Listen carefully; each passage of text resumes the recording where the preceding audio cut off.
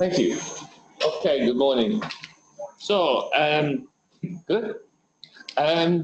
So, yesterday we were talking about trust and trustworthiness, and I told you that trust has many different definitions, and trustworthiness has many what we might call different facets. Yeah? And today I'm going to explore three of those facets. They are privacy, security, and cyber resilience. So we're going to start with the privacy at a fairly high level and talk about what privacy enhancing technologies are. Then I'm going to talk about security, and I'll talk to you about ways that if you really want to design some systems, so how you can make, how you get the advice and what the processes are to make trustworthy systems. And finally, I'll talk about some work we've done in resilience. Now, one thing that's important when I'm reflecting on what I'm talking to you all about is that you're students from all over the country, right? Or different parts of the country, is that correct? Yeah? So some of you are from Patna, others from elsewhere. And the thing is, you're going to learn this week about cryptography, some PKI from Somanath. Yeah, and those are things that you can get many people in India do some fantastic work in that area. But what doesn't happen as much is people who've traveled the world like I have and built real trustworthy systems. Yeah, so I still do the research, which is the fundamental mathematical work, and I'll present some of that on Thursday. Thursday, yes. Where we'll work through some homomorphic encryption, and I'll show you about a scheme that we developed, okay? So that will be a little bit technical, but because I didn't know all of your background, this is giving you something that I think will build upon those primitives that Somanath will teach you, for example, and help you understand how you design a system, yeah? So that's what I want you to understand that's really important. It's not just about, I'm not going to stand here and teach you RSA. Who knows the RSA algorithm cryptographically? Put your hand up if you know it. Yeah, some of you know it, right? I know, but okay. So that I will cover up, of course. I know. I'm not going to go through it. But the thing is, with the RSA algorithm, it's just some mathematical formulae, right? And it's very easy for you to understand. So I know the S, the billionaire that is Adi Shamir in RSA, is a friend of mine, okay? He was at Warwick way before I was, yeah? So I could teach you these things, but anybody can teach those. You can learn those from a book quite easily. What is a bit more difficult is how you build a trustworthy system. So that's what I want you to be thinking of. And what I'm going to try and do is give you information that shows you about all the choices you make. Do you remember yesterday I said one of the challenges that we saw was misconfigured systems? Yeah, so it's all very well making the very best system if it's not implemented correctly. So a good friend of mine called Kenny Patterson, who used to be at Royal Holloway, his student actually broke IPsec. Right, so if you know IPsec, he broke that protocol. So Kenny wrote to the person, when you define a protocol like that, you have to define an RFC, it's called. Yeah, these RFCs are requests for comments, and you should read them if you're implementing some stuff and want to understand the technical details, yeah? Very cryptographically secure. But the RFC, he wrote to the author and said, we've broken IPsec. This was a really important thing. Actually, he got a rather rude email back and said, you haven't broken RSC, and they hadn't, yeah? But what they had broken was 95% of instantiations globally, because people don't stick to, because it's challenging. Doing some forms of system security become difficult, so even though there is a mathematical provable security, actually putting it into practice can be very difficult and bringing bring in vulnerability. So I want you to understand that. Okay, privacy and security. Let's just do some waking up and think about what are they. So I talked briefly yesterday. Let's think about some concepts that apply to privacy and security. What do you think they are? What are they? Because they're not the same thing, right? You agree? Okay. So what do we think are sort of concepts in privacy and security? Because we're going to look at where they're similar kind of ideas, and especially people get confused because in security there is the CIA, and the C is confidentiality. So people think, well, hang on, this confidential is private, right? So there's a sort of touching point there, but they are different, and in fact there are some specific tensions around privacy and security. So can you give me any kind of word that you think applies to either privacy or security and not the other?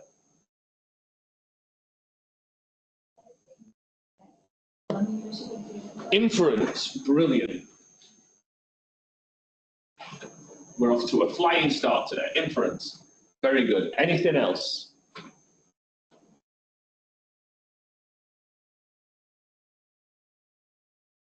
Anything else? Privacy for individuals. Brilliant. That's two excellent contributions. Individual. Yeah. Sorry? Passive attack.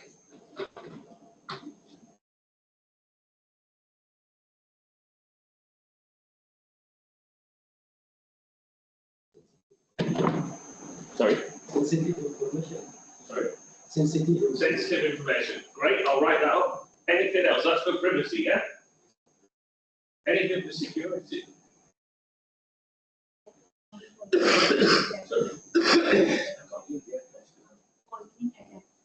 Poisoning attack, but their privacy is. Oh, you think that's part of security? So when you say, okay, yeah, no, sorry, it is, yeah, sorry, I was thinking of machine learning, you're right, but poisoning, and I had, sorry, sensitive information.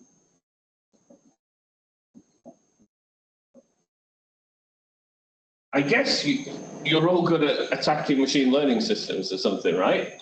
Because then you can have model theft here, right?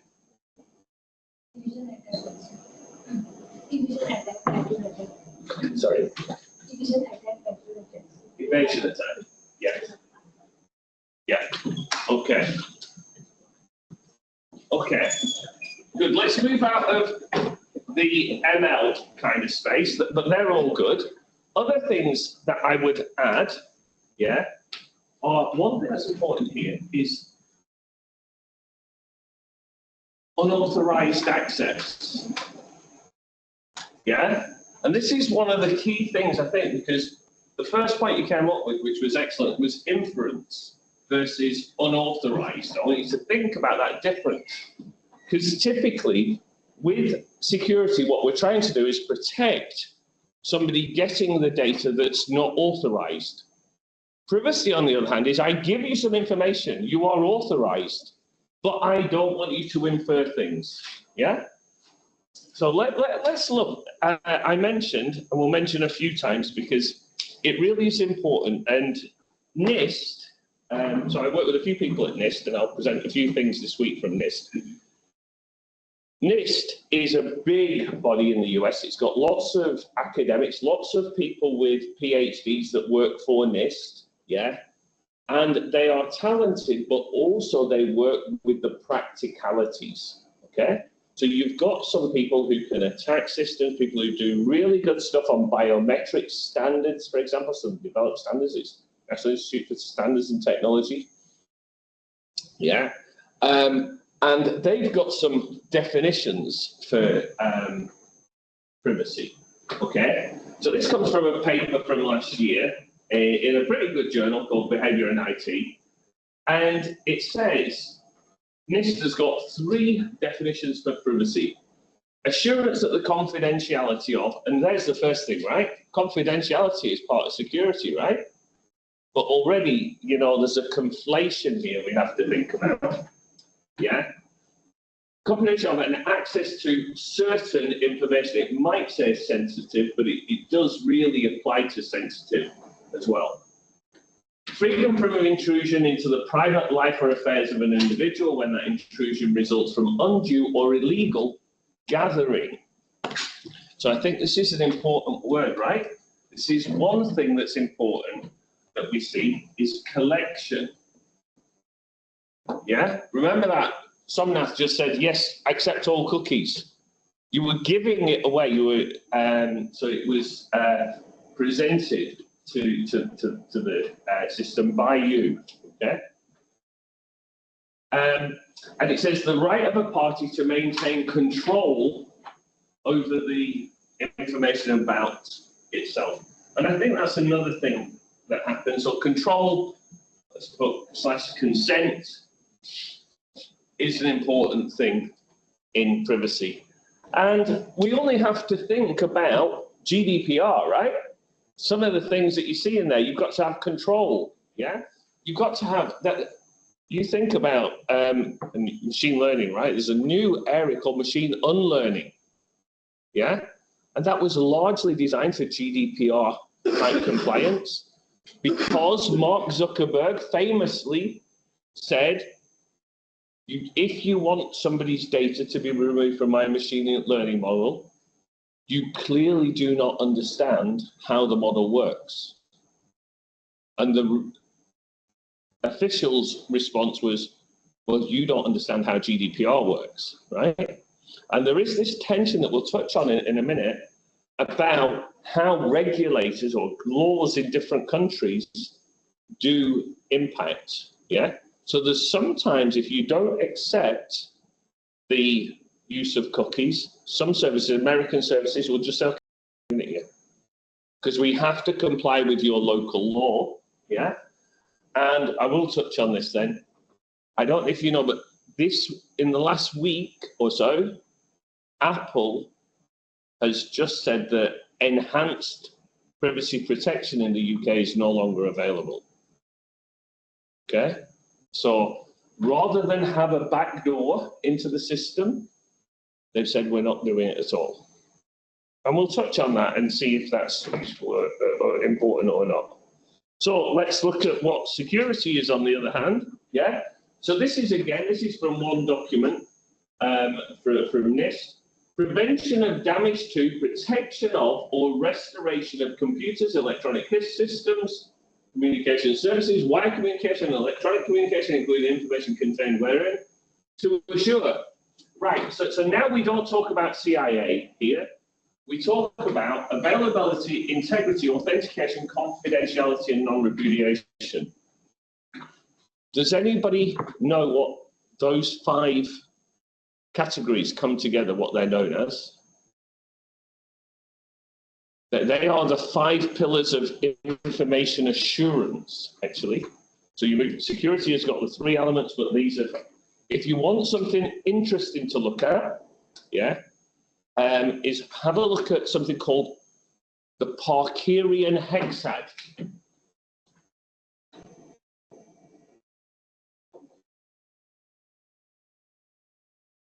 So beyond the CIA triad, it's called, and the 5 pillars of information assurance, I can't remember how long ago, but Don Parker, famous for research from the US in the military, came up with something called the Parkerian hexad. It's very interesting. Nobody really uses it.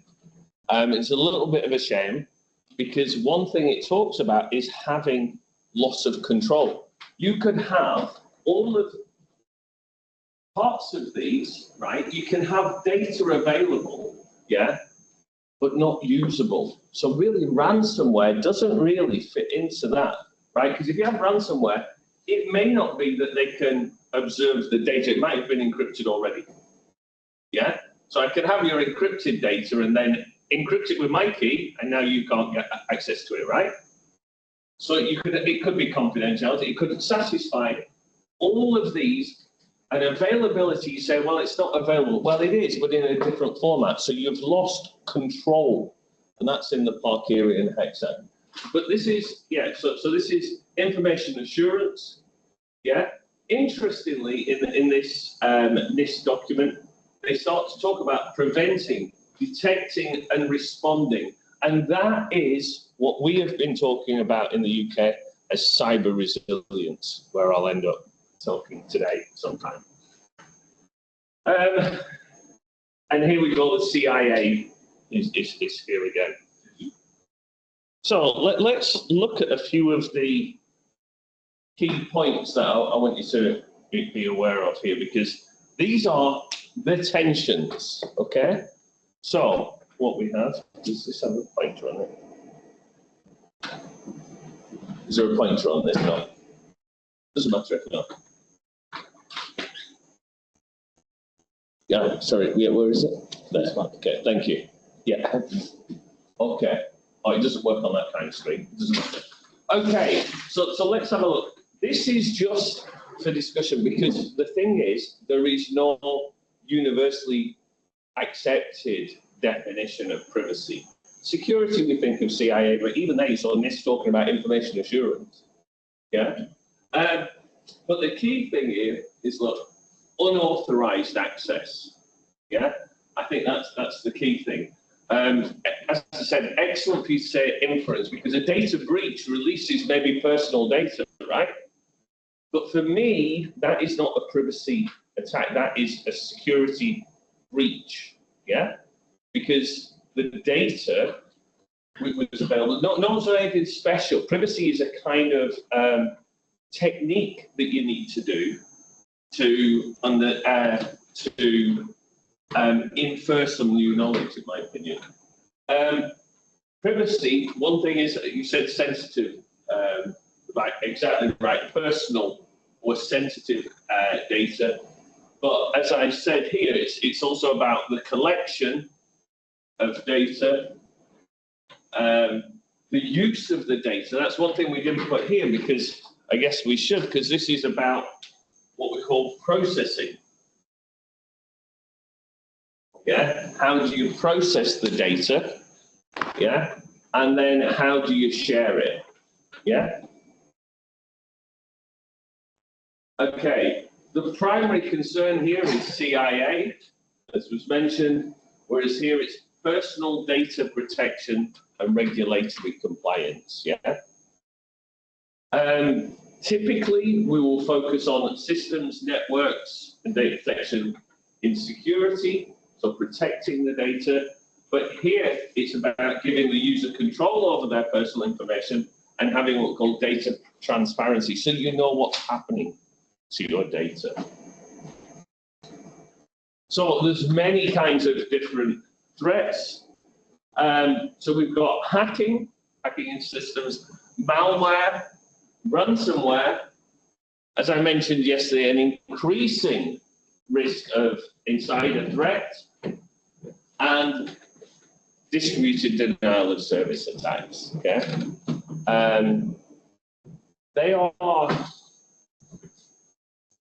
they're really getting quite difficult to manage, especially if you've got a big event coming up or something like that, right? Because you'll have lots of legitimate traffic coming to a site, yeah, and you've got to be careful to say where's DDoS. So we're getting some good machine learning on that, but they're your key security threats.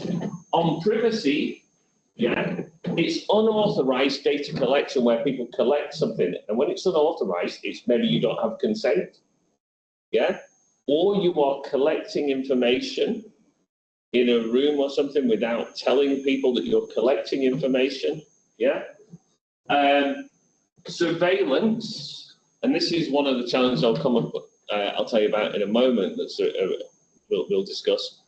But where people are monitoring, and that could be with cameras in rooms, etc. Yeah.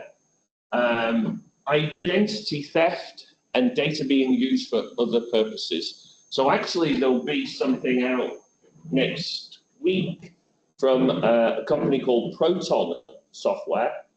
Proton is a company that does email systems, it does VPN, and a bunch of other things. And they're actually looking at where people have had breaches of photographs, for example, and how that can be used in identity theft. So I've looked at the research for that and commented. That will come out globally next week. But that was sort of in that survey. In fact, it wasn't in that survey, it was somewhere else I found it. But the number of people that do not know where the big firms are using data for what kind of purposes. So when we tick consent, yeah, sometimes we don't know what it means for that consent, right? So actually, if you ask people and say, do you think your data could be used for this? Yeah, even though it is being used by some of the big companies, and they are covered legally, definitely, but people just don't think it would be able to. And as you mentioned, inference, you know, inference is very powerful. There was some work probably 10 years ago now from some researchers in Switzerland, yeah? And what they did, and I've also talked about side channel attacks yesterday, but what they did is they looked at a mobile phone, yeah, and they could work out with around 85% accuracy where somebody had walked in a town just by looking at, well, there's two things on the phone that give away where you are, yeah?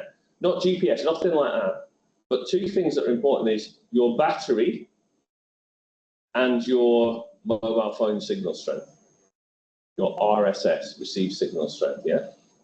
This is really interesting because what happens is, it's about the secondary nature of data, right? And this is where I say about where data is collected or used, right? So if I pass an area with a lot of cell towers, my phone has to do some handovers and it gets a lot of signal, it gets a bit more activity. That can help you spot, because if you can do a mapping about where are the geographical areas where there's a lot of signal versus where there's no signal, and you correlate it with where you thought they were just a minute ago, you can get this 95% accuracy, yeah? In fact, I've been doing some work lately, I've done it before, but you can detect who is driving a car and where, yeah, with some limited other information, just from the accelerometer data. Because we have certain ways that we accelerate or not. We have certain driving styles. So just your accelerator on a vehicle can give away who was driving, right? Because you've got a driving style. But the second is it can give away where you are driving, because we tend not to stop in the middle of a big highway, right? We tend not to, yeah? And definitely not in a way that you might do it a roundabout. So what we can do is we can look at ways about where did they stop, how fast were they going. If they were going particularly fast, 100 kilometers an hour, they're probably not in a residential street, yeah? Actually, with India, if you could have all of the road types, because your roads are quite varied, right? Sometimes they're very, let's say, crude or bumpy, right?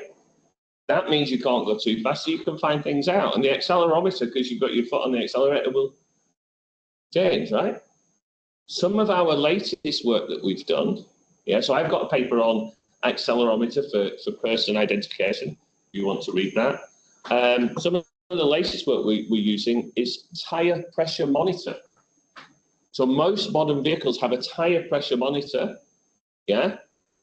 And how do you think I can use a tire pressure monitor to work out where you have been?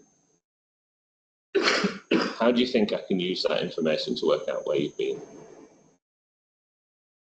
Well, what it does, it gives me similar information to the accelerometer, right? Because the pressure changes the faster you go. Yeah, or slower. The pressure changes though also when you go cornering. Yeah. So this is really interesting. So now I put all of those changes in your tire pressure. So long as I know with a rough point where you started and where you ended, yeah? Sorry, not where you ended, where you started. I can tell where you are throughout that journey, yeah? But even without that, I can get some kind of idea on looking at all possible journeys, okay? And the basis, just think about the correlation between the pressure in the tire, and there is a correlation between the pressure on the tire and the speed. And one thing you know is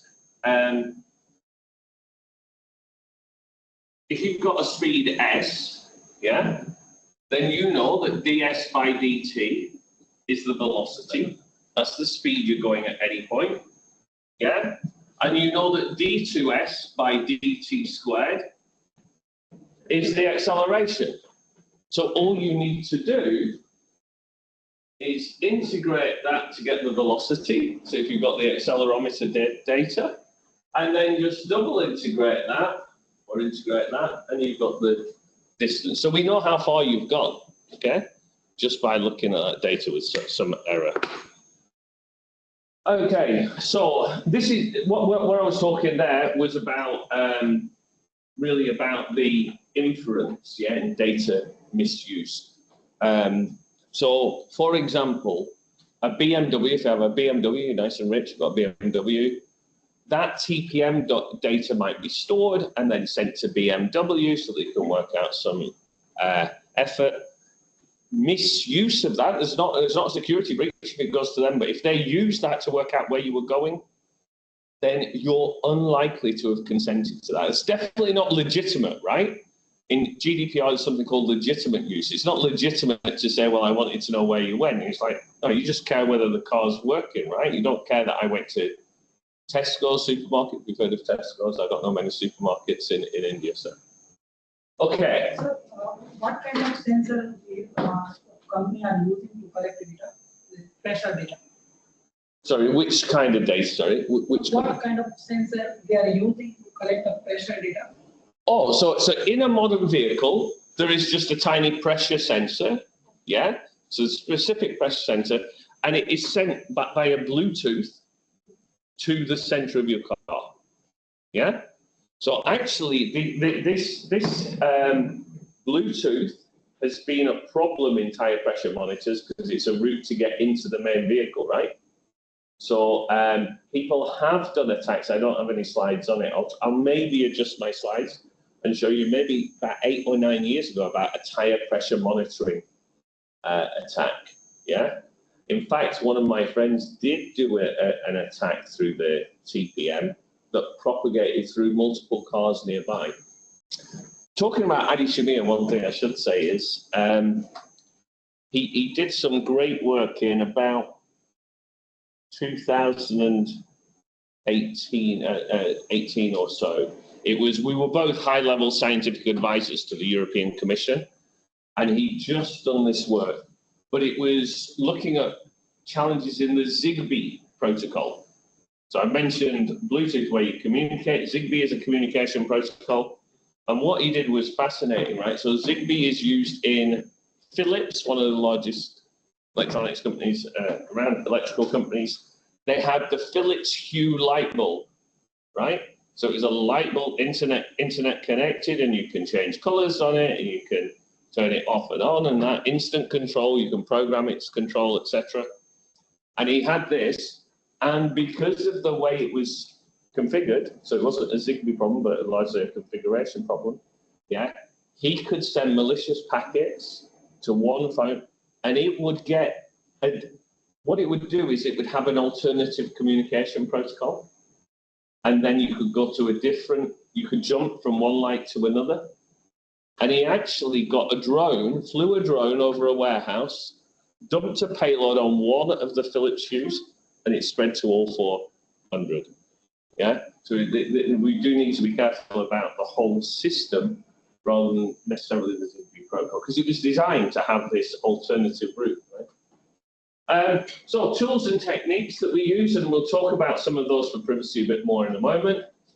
But for security, of course, firewalls, your intrusion detection systems, different types of encryption, be that public key or symmetric key crypto.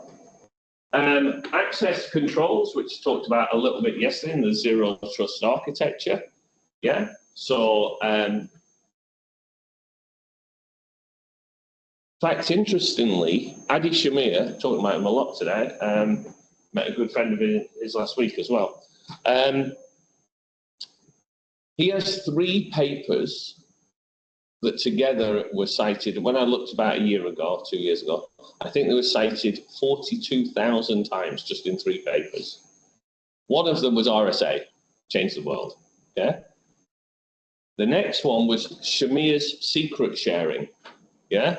So anyone who works in secure multi-party computation would know about Shamir's secret sharing. It's about how you can share some information, and only information can be gathered when you've got all the bits from the different shares. Okay. And the third one was identity-based encryption and identity-based authentication, and that now is starting to come through. But yeah, for access controls, one of the biggest things is now attribute-based access control. Still very difficult to do in practicality, but we've got some good approaches, right? So we use them. Now it's gather intelligence. It's about that policy fine-tuning that I talked about yesterday, you know, getting that sort of right. Sometimes it can be a bit awkward for a user and sometimes not. And vulnerability management are tools and techniques that we use. Whereas in privacy, we use data minimization. Okay, so actually data minimization is interesting, because the key tenet of data minimization, yeah, is that you shouldn't be collecting data that you don't use. Okay, that's a given. You cannot collect data that you legitimately argue you need to use. Okay, so, but there is a problem, because actually data minimization shouldn't be like that. So when I advise people on how they're building good, trustworthy systems, what you should do is consider what is the added value or the utility of the extra piece of information you collect, right? And the reason for that is because if you collect more data and your answers, your usefulness of that data is very marginal, then you are encroaching on the privacy of people for no reason.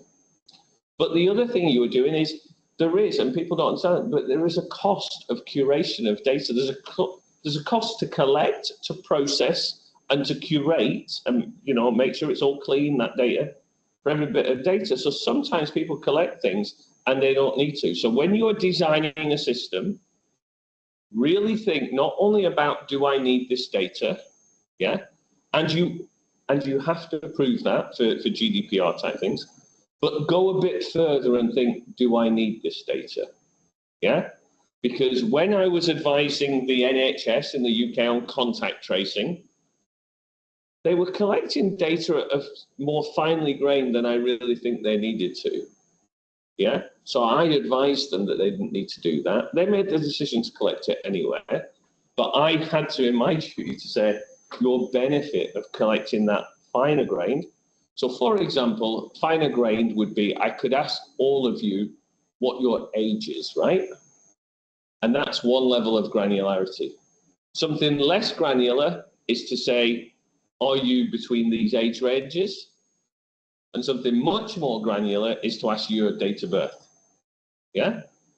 Are you really getting any benefit by going more granular, or are you getting more benefit by asking a bit more information? Which IPL team do you support? Something like that, right? Might not need to know that. Okay, and the regulations are different. Largely, ISO 27001, the international standard. CIS controls, they come from CISA in the US, cybersecurity agency, and then you've got different things for healthcare devices. You've got HIPAA, of course. So you've got different regulations and standards. So where the tensions come are, some people say, well, security needs surveillance yeah? But privacy protects people seeing what you've got. So is this true? Well, in some ways it is, right? Because privacy says about authorization. But if you authorize, yeah, then that's fine, right? So long as somebody's not inferring what you didn't want them to, then surveillance can be satisfied through privacy and through security, okay? So that's an important thing. So what I can tell you is when we did some testing, and I looked, I was going to talk about it yesterday, but I didn't have time. I won't have time. But when I talked about trust yesterday, I said discrete choice experiments. We actually ran a nationally representative discrete choice experiment on what the national health contact tracing app should look like. Basically asking people, did they care if it took more battery out of their phone? Did they care if Google and Apple could tell who their contacts were? Did they care if government or the National Health Service used it? So we asked them all those things. And what was interesting is, shouldn't be too surprising, but the more effective that the solution was to combating the pandemic, the more likely people were saying, okay, give a bit more of my data away. I don't care if somebody knows something else. Yeah? So privacy, remember what I said yesterday, it's context driven. Yeah? So trust is context driven. Yeah? And at that time, there was a need. We wanted to control the pandemic. So security needs surveillance, that's for sure. Right? I showed you that in the zero trust architecture. Anyone who's got IDS, IPS, CM, you know that we want intelligence, right? Cyber threat intelligence, yeah? And some of that intelligence, as we know, yeah, showed you with the zero trust. How am I using my device? That's how you decide how much authentication to ask, right? They are attributes, yeah, behavioral. So we do give them up. Yeah, but it's whether we consent. So really, it's the consent mechanism. I think one other thing to say, I'll talk about privacy enhancing technologies during this week. I'll talk briefly about it today and then probably a bit deeper on Thursday. But actually, sometimes I can give you inferences that are limited and on encrypted data. Yeah. So we're getting much better at using techniques such as homomorphic encryption, where I can share something, but I don't share the real data, I share inferences that you can get, or actually, I share mechanisms that you can compute things on that. There is still a problem about, we've got to work out once you've got that knowledge, can you infer further? But it helps, okay? Federated learning is a way where what we're trying to do is give some inference to something central without giving the real data. So this is only partially true, right? At best. Security needs information, privacy risk can increase. This one, so again, security needs information. It's got to gather that information. Well, does it? It needs intelligence more than information, okay? And the key thing about this is where you balance these is don't collect information, but collect insight.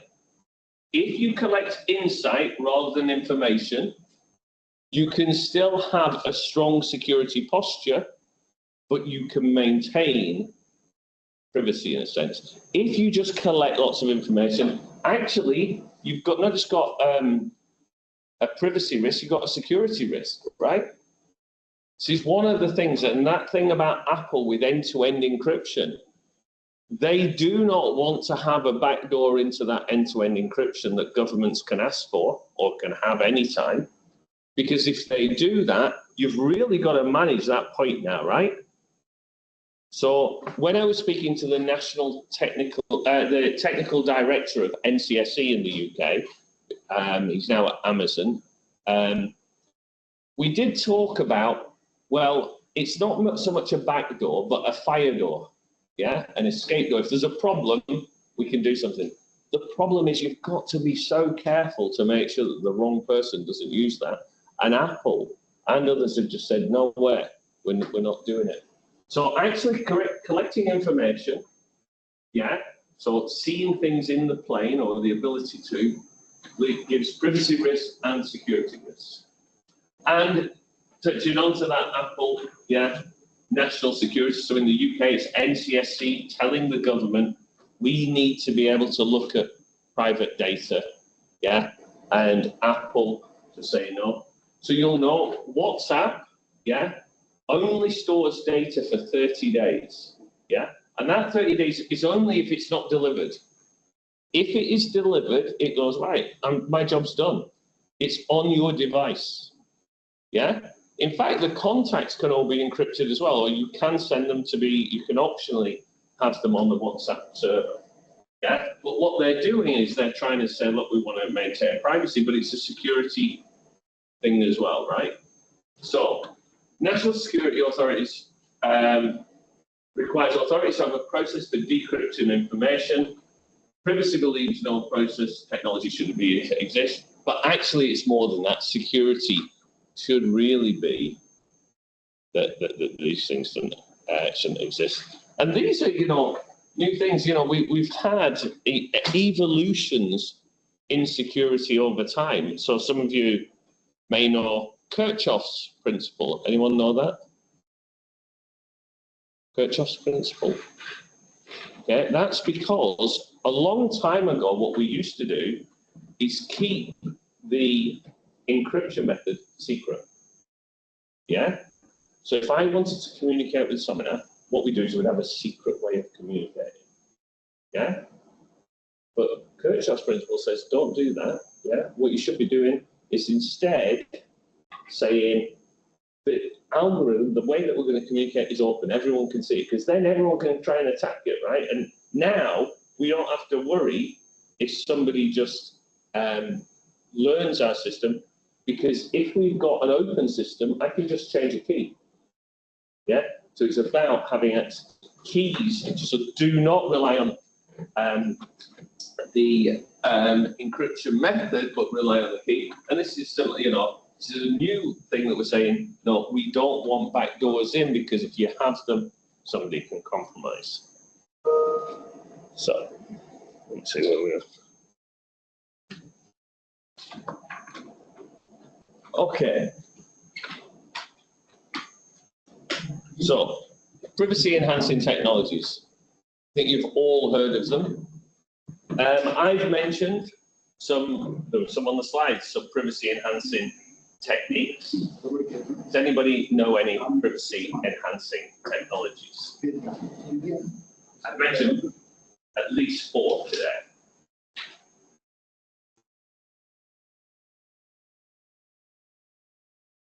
Any privacy enhancing technologies? You said that, sorry? So encryption is really for security. A lot about homomorphic encryption, like that, is a privacy enhancing technology. That's one, and I mentioned that, right? So I mentioned that. Access control, not really a privacy enhancing technology.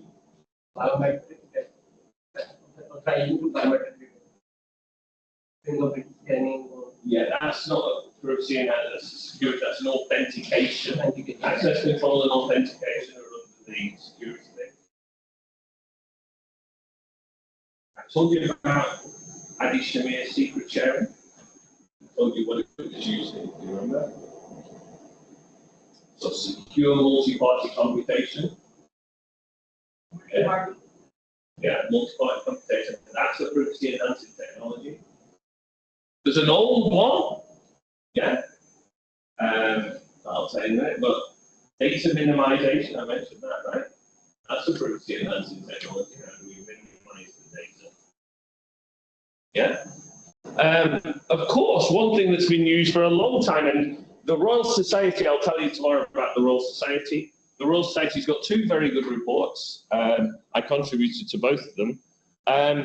But they talk about oh no, in fact, it's not the Royal, we didn't do it on the Royal Society, it was the Information Commissioner's Office in the UK who define sort of established privacy enhancing technologies and then talk about emerging. So I think it's one of those two, I can't remember, because I sort of contributed to both differently.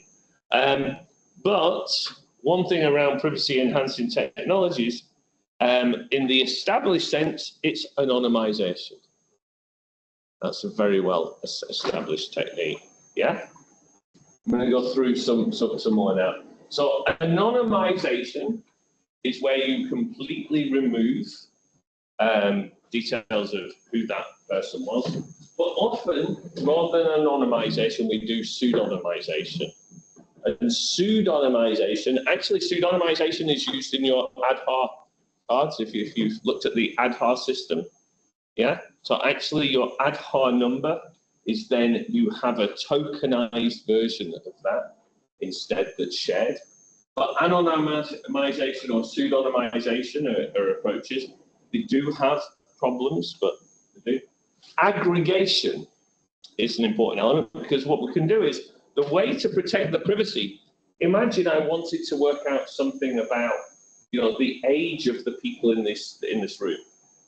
Yeah.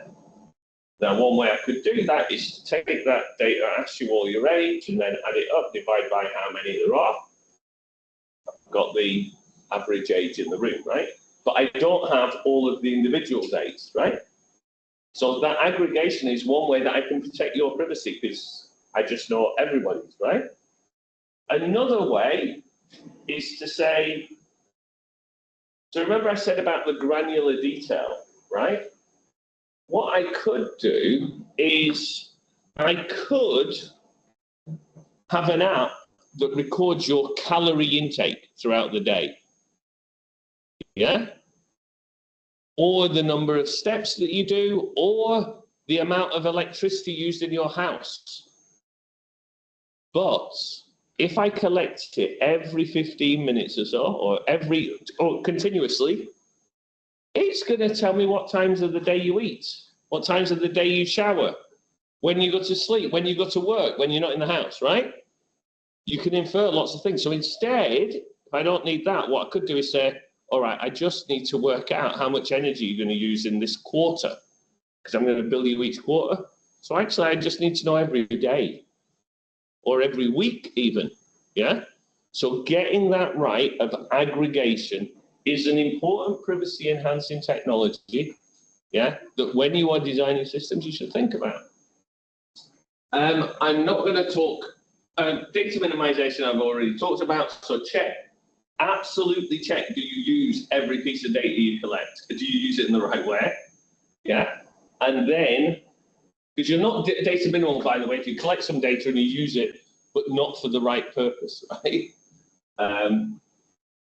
So then two others. Now, differential privacy. Anyone heard of that? So let's see, you get to know me a little, right? I like to talk to the audience. So please, if you've heard of differential privacy, put your hand up.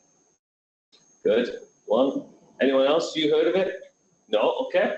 Anyone else? No? Okay, good.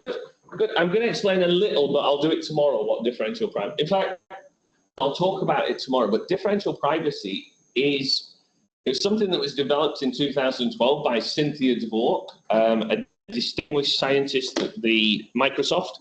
She is also an international fellow of the Alan Turing Institute.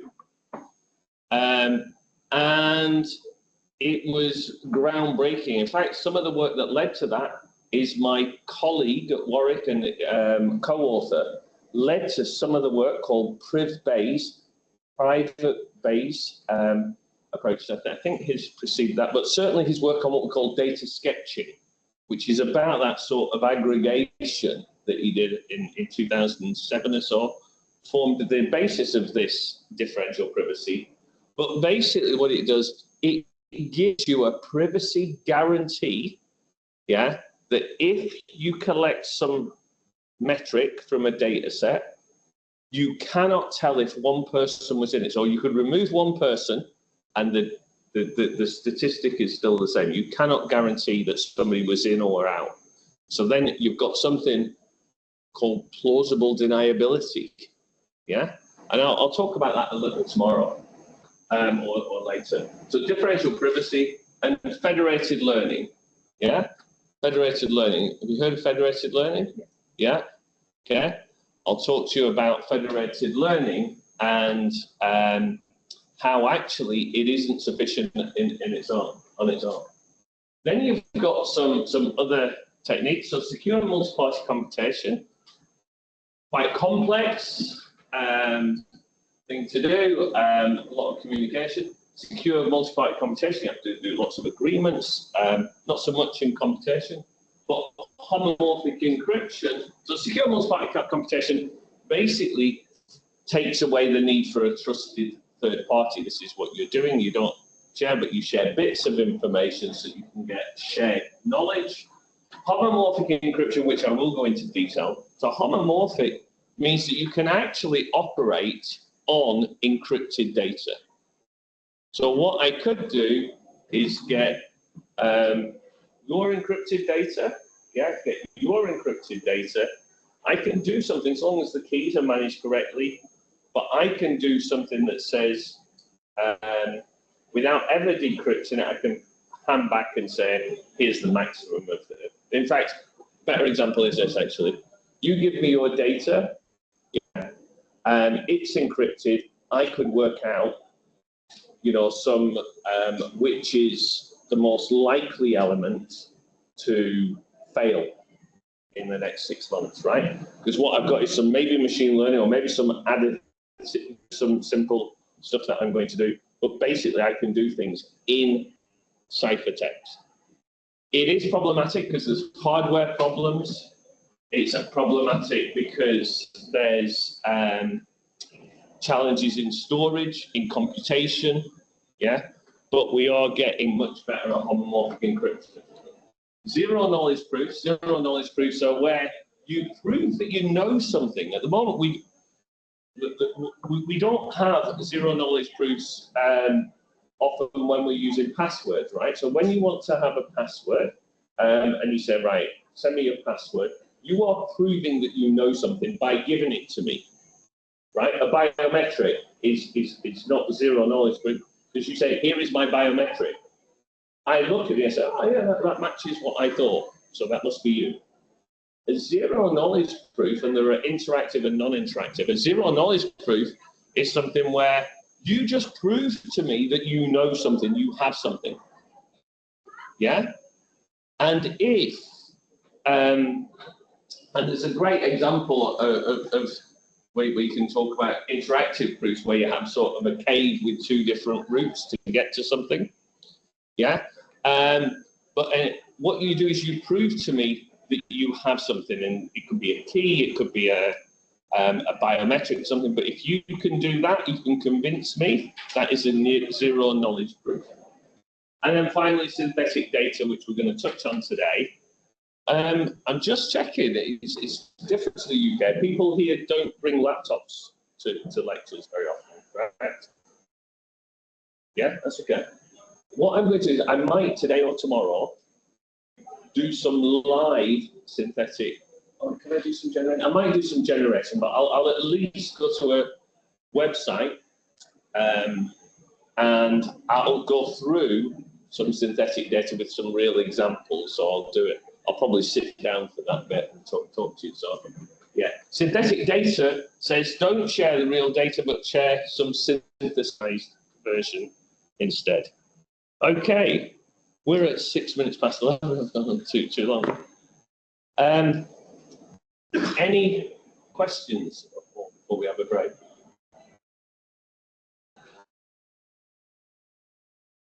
No? Okay, so let's take a 15-minute break. Somanath, yeah?